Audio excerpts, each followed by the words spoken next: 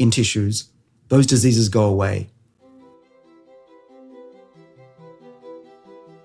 현 시대의 문제점은 수명만 늘었지 건강 수명은 늘지 않았다는 겁니다. 오래 살긴 하지만 행복하지가 않습니다. 아프면서 오래 살고 때로는 자신이 누구인지조차 잊은 채 살고 있습니다. 그리고 이것이 제가 그토록 강조해왔던 대량 생산 시대의 종말과도 관계가 있습니다. 이런 수명 연장은 바로 대량 생산 시대의 혜택이라 볼 수 있죠. 규모의 경제를 이루어 비용의 절감이 이루어졌기에 사람들은 넘쳐나는 음식물의 혜택을 받고 대량으로 생산된 백신과 제조약으로 수명은 급격히 연장되어 왔습니다. 하지만 오히려 원하지 않는 이야기가 전개되기도 합니다. 나이가 들어 아프면서 오래 살게 되는 비극. 병을 완치할 수는 없지만 수명을 연명시켜주는 훌륭한 약들과 기구와 인프라가 넘쳐납니다. 그리고 우리는 이걸 너무 당연하게 생각해왔습니다. 나이가 들면 아픈 건 당연하다고요. 하지만 그게 사실일까요? 싱클레어 박사는 거기에 평생의 의문을 가지고 해답을 구해왔습니다. I'm David Sinclair. I'm a professor at Harvard Medical School. I run a research lab that studies aging, why we get old, and why we may not have to. 과연 인간의 노화란 막을 수 없는 걸까? 막는 걸 넘어서 노화를 되돌릴 수는 없을까? 그리고 싱클레어 박사와 그의 연구팀은 수많은 실험적 성과를 이뤄냈습니다. 멀었던 생쥐의 눈이 돌아오고 빠졌던 털이 다시 자랍니다.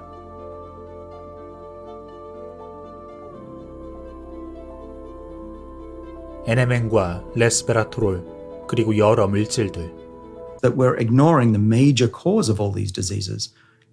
Aging is 80 to 90% the cause of heart disease, Alzheimer's. If we didn't get old and our bodies stayed youthful, we would not get those diseases. And actually what we're showing in my lab is if you turn the clock back in tissues, those diseases go away. 그런데 이 노화의 종말이 대체 대량 생산 시대의 그 가치관의 종말과 어떤 관계가 있을까요? 저는 늘 여러분에게 하나의 가치에 대해서 말해왔습니다. 바로 현 시대의 종말과 거기에서 우리는 어떤 인간형으로 나아가야 하느냐. 과거 소수가 독점했던 그 권력이 모두에게 공평하게 나누어지는 것이다. 인류의 역사상 이런 시대가 있었을까? 그리고 그 생산자로서의 지위의 핵심은 개인의 창조성이다. 궁극적으로 이 노화의 문제는 그 맥락을 같이 합니다. 얼마 전 싱클레어 박사가 일론 머스크의 글에 리트윗을 한 적이 있습니다. 일론이 갑자기 노화에 대해서 언급했기 때문이죠. 일론은 최근의 수명 연장 움직임에 대해서 갑자기 딴지를 걸고 나왔습니다. 아무리 좋은 음식을 먹고 운동을 해도 어차피 수명은 유전자에 기록되어 있다는 내용이죠. 어느 정도 일리가 있다고 생각합니다. 그리고 싱클레어 박사는 이에 여러 가지 예를 들면서 반박을 했습니다. 하지만 여기서 우리가 눈여겨볼 사항은 그 내용이 아닙니다. 실제로 싱클레어 박사의 그 연구가 사람에게 적용되어 수명이 연장될 수도 안 될 수도 있습니다. 또 설령 수명 연장에 효과가 있다 하더라도 마법의 약인 스테로이드처럼 치명적 부작용을 가지고 있을 수도 있죠. 하지만 현 시점에서 아직 사람에 대한 임상실험이 끝나지 않은 단계지만 분명한 건 수많은 효과를 실제로 경험하고 있다는 겁니다. 바로 신체가 젊어지는 역노화 현상을 경험하는 사람들이죠. 싱클레어 박사는 50이 넘은 나이에도 흰머리도 없고 깊은 주름도 없습니다. 그리고 그의 80이 넘으신 부친은 마치 30살이 된 것처럼 왕성한 활동을 하고 싱클레어 박사를 선제적으로 따라한 사람들도 흰머리가 검어지고 신체 나이가 젊어지는 작은 기적들을 경험하고 있습니다. 즉 어쩌면 수명이 연장되냐 되지 않느냐는 그 핵심이 아닐 수도 있습니다. 수명 연장은 차치하더라도 수명이 늘어나지 않더라도 우리는 훨씬 덜 아픈 채로 정해진 수명대로 살 수 있는 가능성이 있다는 것이죠. 지금처럼 노화로 고생하지 않고, 노화로 주눅들지 않고, 우울하지 않고, 노화로 보수적이 되지 않고, 언제까지나 창조적이고 열린 마음으로 지치지 않는 열정으로 살 수도 있다는 겁니다. 그리고 여기에서 바로 이 역노화의 시대가 가지는 그 의미가 대량 생산 시대의 그 가치관의 종말과 절묘하게 연결될 가능성을 보여줍니다. 과거에 획일화된 사회에서 만들어진 우상들과 소수가 권력을 독점하고 대부분의 사람들은 시스템을 구성하는 충실한 부속품으로서의 삶을 살아왔습니다. 그 시대에 가장 중요했던 건 착실함이었죠. 착실함으로 정규 교육을 마치고 정해진 대학을 가고 정해진 회사에 들어가고 평생을 열심히 일하고 그러다 나이가 들면 은퇴하고 그때부터 몸이 아파옵니다. 젊었을 때 열심히 일하면 일한 만큼 그만큼 더 아픕니다. 지금도 잊지 못하는 장면이 있습니다. 20여 년 전 대학에 들어가 처음 공사장에 갔을 때 만났던 아저씨가 있습니다. 인력사무소에서 제 손을 끌고 승합차에 올라 경기도의 한 공사장으로 갔었죠. 아저씨는 언뜻 보기에도 60이 훨씬 넘은 나이였습니다. 게다가 애처롭게도 앞니도 2개가 빠져 있었죠. 아저씨는 더위에 지쳐서 3일을 쉬었다가 그날 다시 나오신 거라 했습니다. 지금도 그분의 깊게 패였던 주름과 목소리가 기억납니다. 그렇습니다.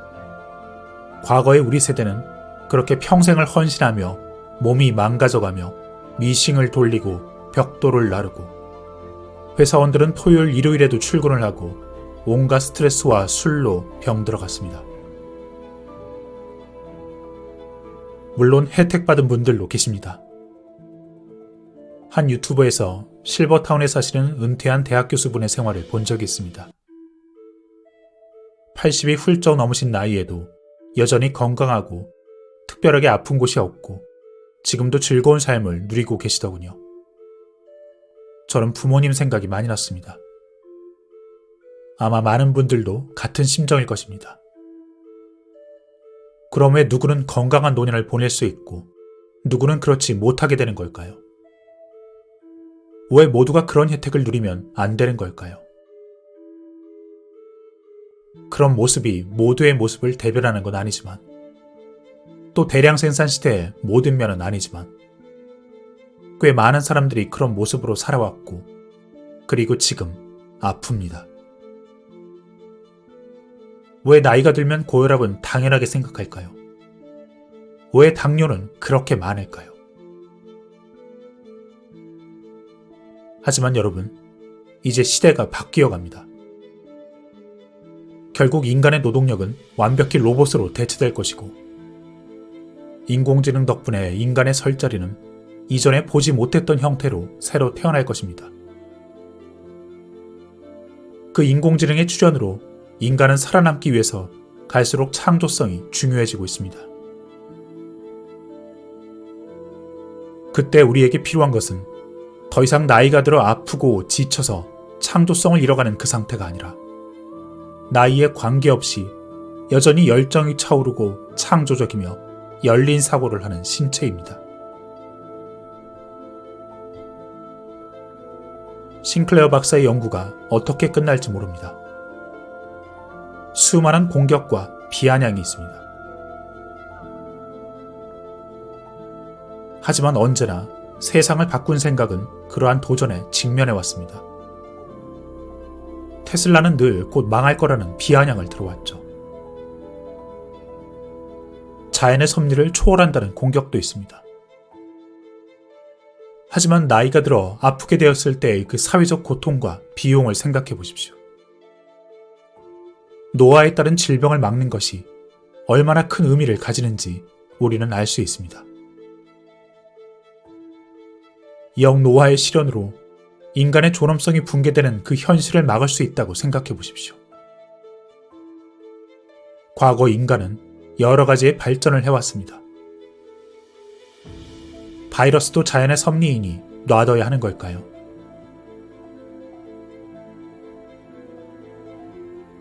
또 싱클레어 박사의 아들처럼 지금처럼 탐욕적 인간의 수명이 늘어나봤자 뭐가 좋을까 걱정하는 목소리도 있습니다.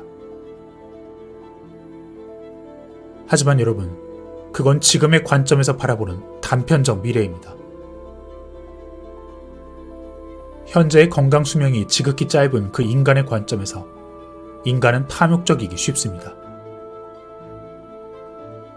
삶이 짧다고 생각하기에 죽기 전에 가지려 하는 것이죠.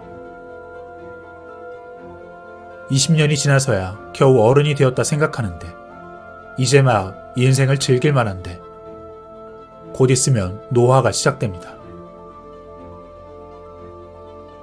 하지만 건강 수명이 지금의 몇 배로 늘어난 인류도 과연 그렇게 탐욕적일까요?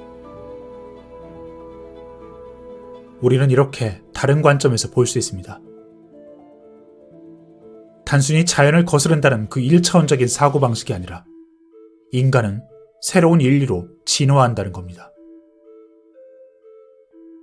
즉, 우리가 살고 있는 이 세상은 이원성을 바탕으로 합니다. 어둠과 빛, 슬픔과 기쁨, 건강과 질병. 어두움이 있어야 빛의 행복이 존재합니다.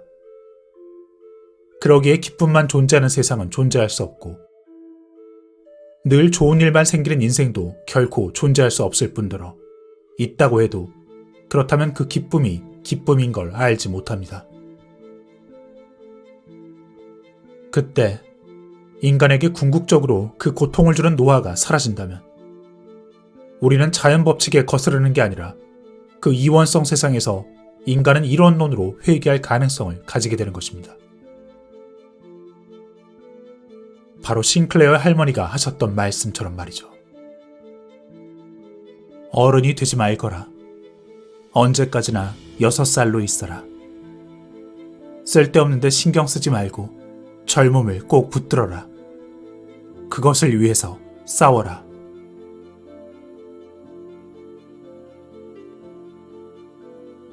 그렇습니다. 인간은 어쩌면 이 세상을 초월하게 됩니다. 서로 자리를 차지하기 위한 그 자질구레한 싸움 따위 멈출지도 모릅니다. 누구를 이용하고 거짓 성공의 이야기를 만드는 것을 멈출지도 모릅니다. 대신 더 창조적 사고를 하고 더 발전적 새로운 인류가 될지도 모릅니다. 사실 인간이 에고로서 투쟁을 하는 그 모든 행위의 이면에는 죽음에 대한 공포가 자리하고 있습니다. 때문에 궁극적으로 우리가 늙는다는 그 공포, 늙어서 언젠간 힘이 없어지고 말 거라는 그 공포에서 벗어난다면 인간은 비로소 다시 태어날 수 있습니다. 좋아하는 일에도 마음껏 도전하게 될 것입니다. 실패할지 모른다는 그 두려움의 이면은 사실 젊음이 한정되어 있다는 무의식도 자리하고 있기 때문입니다. 도전을 망설이는 사람들은 시간이 부족하기에 꼭 실패하지 않는 일만 해야지라고 생각할 수도 있습니다. 하지만 건강 수명이 늘어난다면, 우리가 생을 다하는 날까지 활력을 가지고 살아갈 수 있다면, 우린 뭐든지 망설임 없이 시작할 수 있게 됩니다.